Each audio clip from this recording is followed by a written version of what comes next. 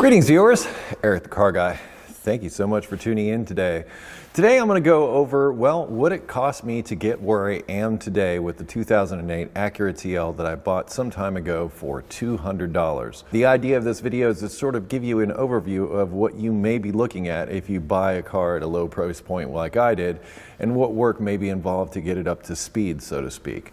So I'm going to go over what I spent and the jobs that I did to this car, and well, we'll talk a little bit about what I feel I got for my money. Before I get into my list of things that I've done to this car, check out the interior. Now, all I did was install a steering wheel cover and a couple of seat covers. And in my view, this is a world away from what I got when I initially bought this car. I think it's so much better. Well, that, and I vacuumed it. Let's do a rundown of all the things I've done to the car up to this point. And I've done videos about all of it. In fact, I made a whole series of videos, playlist of them that I'll link down in the description for you. So if you have interest in any of this, it'll be readily available down in the description. But I did a major service, which involves replacing all the fluids, the spark plugs, and a few other things. During the process of that, I ended up replacing the valve cover gaskets and grommets. I also replaced the thermostat at that time. I replaced the primary O2 sensors, both front and back, so that was 2 O2 sensors. I replaced brakes at all four corners, so they all got new pads and rotors, both front and back. I replaced the power steering pump. I also replaced the timing belt and water pump, as well as the serpentine belt. I had the windshield replaced by Kiss Auto Glass. I replaced the hands-free link control unit, which allows you to connect your phone via Bluetooth so that you can talk on your phone hands-free as you drive. I replaced the rear struts and also the seat covers and steering wheel covers, as you just saw.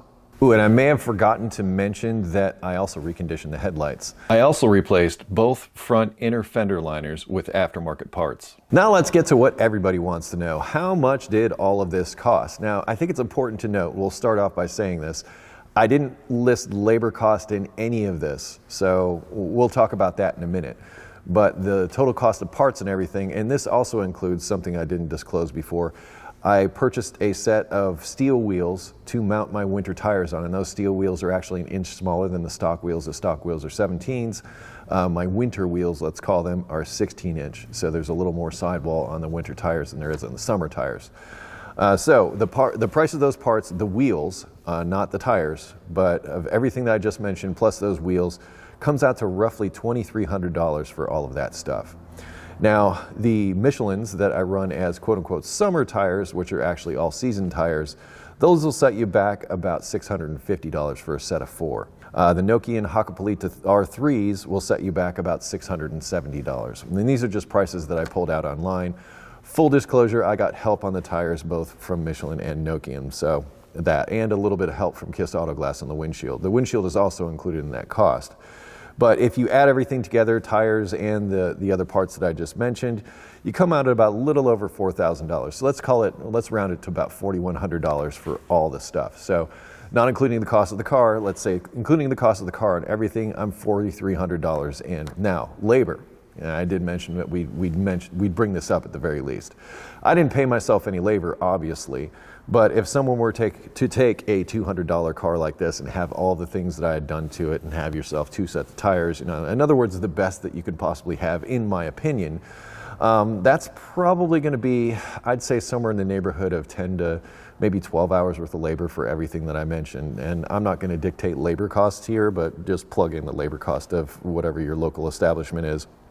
Usually averages somewhere between $80 and $100, let's say. So if someone out in the world were to buy this car and not do the work themselves, they would be completely and totally underwater, hence the reason I bought it for what I did, that $200. So it's not exactly economically feasible for somebody who's not doing their own work, but for somebody who is doing their own work, this could work out.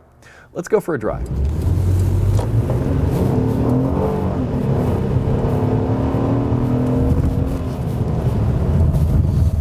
Yeah, it's got some pep.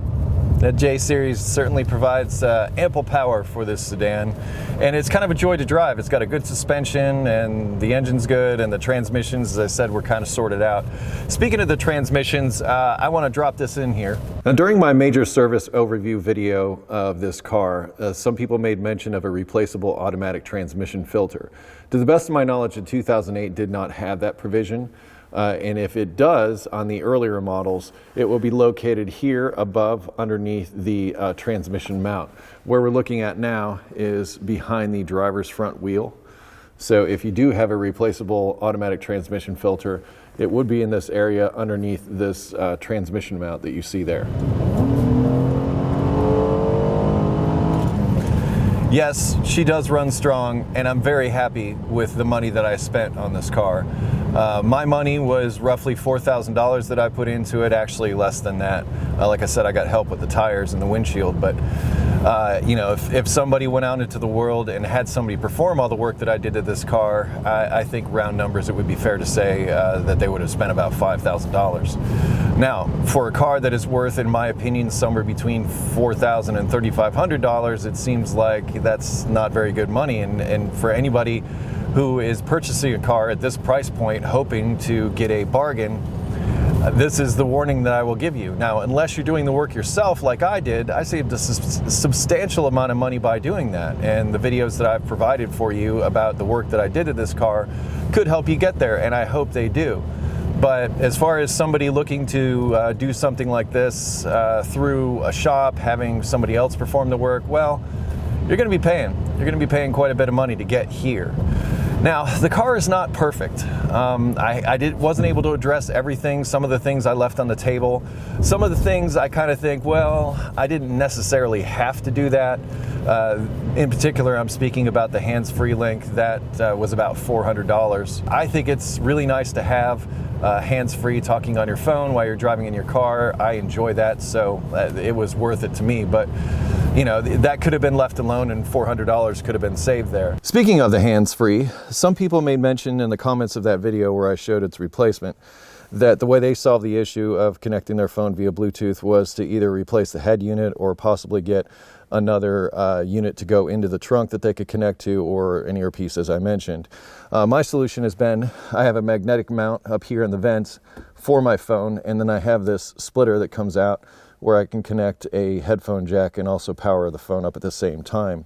To keep those wires tidy, I've got a piece of conduit left over from the Fairmont project in the truck build that I used and wrapped these wires up. I'm not sure if you're aware, but there is actually an auxiliary port down inside the center console here. There's also a 12-volt power supply, which I've unplugged my stuff from so you can see where the auxiliary plugs in. But I also had to file this away a little bit so that this cord had someplace to go. And I also clipped the end off of this piece here so that this could close easily, which it does. And now all I have to do when I want to hear music from my phone is just hit this auxiliary button, and I've still got my 6 CD changer and also a cassette player, as well as AM, FM, and if I wanted, XM. But that's how I solved the problem. Other things on my wish list are, well, the TPMS light is on now, and that's because I have the winter tires, which don't have TPMS sensors in the wheels, so I'm not really concerned about that. Occasionally, I get a light for a loose gas cap. I'm not terribly concerned about that. I don't have emissions testing to be concerned about.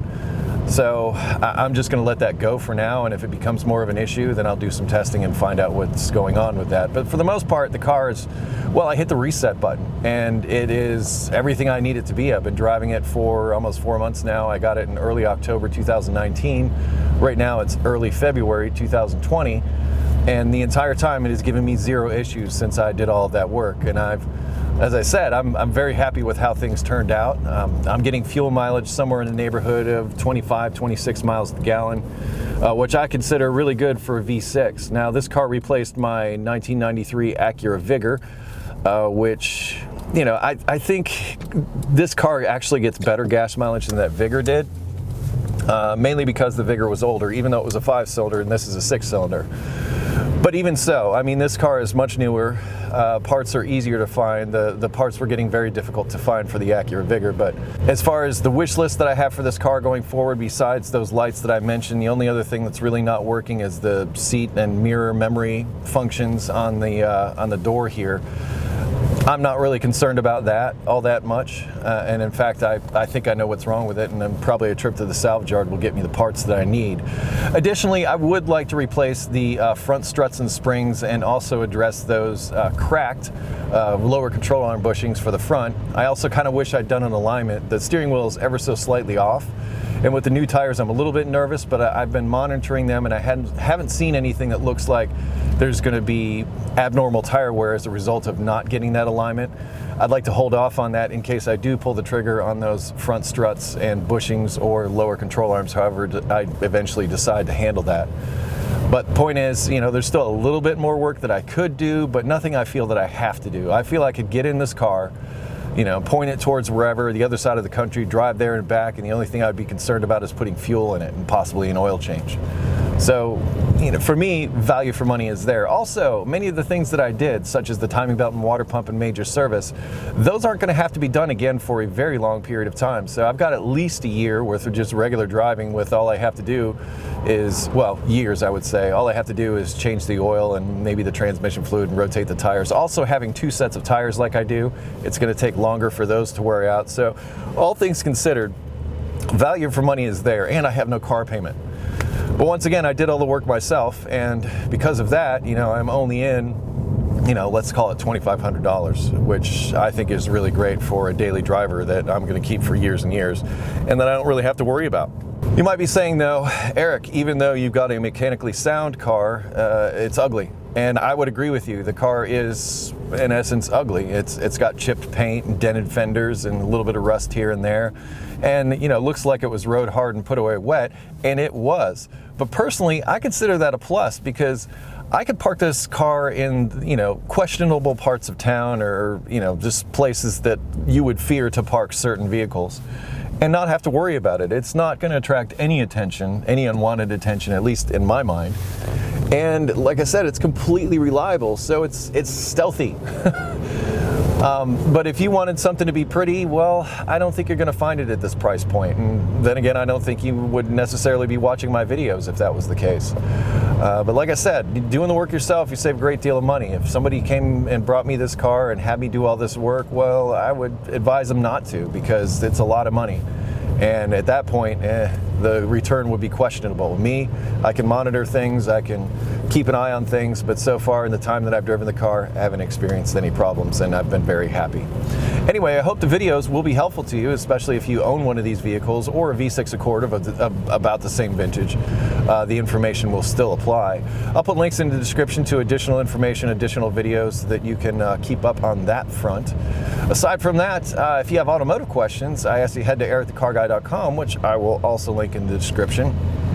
Be sure to like, comment, subscribe, share the video with the world. Super appreciate it when you do that stuff. But be safe, have fun, stay dirty. Thank you so much for watching, and I'll see you next time with the next vehicle. We'll find out what that's going to be.